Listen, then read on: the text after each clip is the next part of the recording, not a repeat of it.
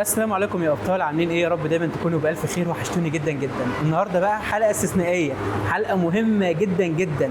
زي ما طلبه السنه اللي فاتت الحمد لله قدمت لهم على منح، وان شاء الله ان شاء الله السنه دي لو انت ربنا ما الهمكش بمجموع كويس، مجموع كبير، لسه قدامك الفرصه ان شاء الله في منحه لجامعه مصر العلوم والتكنولوجيا لاربع كليات: كليه طب بشري، كليه صيدله، كليه اسنان، وكمان ممكن كليه علاج طبيعي، وكليه هندسه ان شاء الله. بعض الاقسام فيها، مش كل الاقسام موجوده في المنحه دي، ولكن ان شاء الله باذن الله انا هكون معاك باذن الله خطوه بخطوه عشان تسجل صح على كل الشروط اللي تخليك ان شاء الله تجتاز المنحه دي وتدخلها باذن الله. ولكن طبعا في ولكن مفيش جامعه في مصر او بره مصر بتعمل منحه لوجه الله.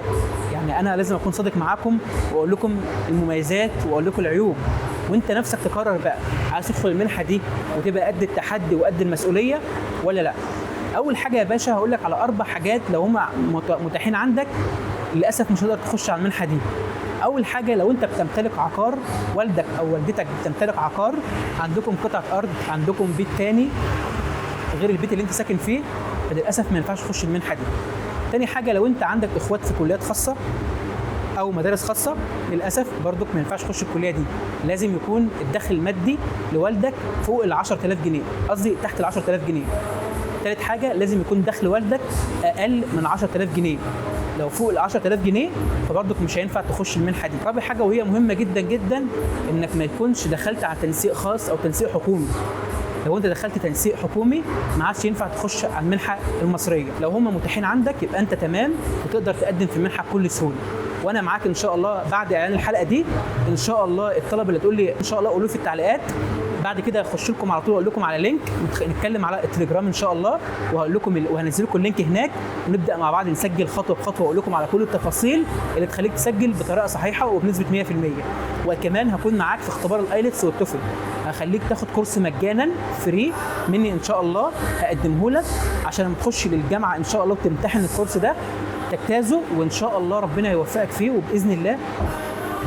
وباذن الله تقدر تخش المنحه بكل سهوله. حاجه مهمه جدا برضك عايز اتكلم عنها برضو قبل ما نبدا في المنحه والتسجيل فيها. لو انت طالب هتبدا تكسل في المنحه دي، تخش طب خلاص دخلت طب يا جماعه خلاص والف مبروك وبقى الدكتور راح او المهندس جه، ما ينفعش. المنحه بتكون عايزه شروط ان انت تتفوق، عايزه GPA عندك اقل من 3 مش هينفع. لازم تكون كل سنه خارج بجيد جدا على الاقل. هتذاكر وتجتهد هتخش المنحه دي. هتبدا تقل مستواك، يبدا يقل في المنحه، مستواك هيبدا يقل في المنحه، يبقى للاسف ممكن تترفد كمان، ممكن تدفع ثمن السنه.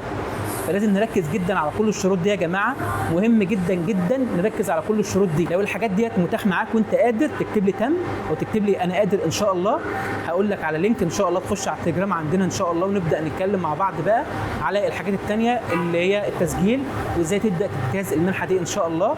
وكمان في طلبه تكون معاك اللي هي قدمت على المنح وان شاء الله اتقبلت، خليهم معايا في لايف ان شاء الله، ننزل على صفحه القناه ان شاء الله، اسيب لكم برده اللينك فيها، نتكلم وندردش مع بعض ان شاء الله.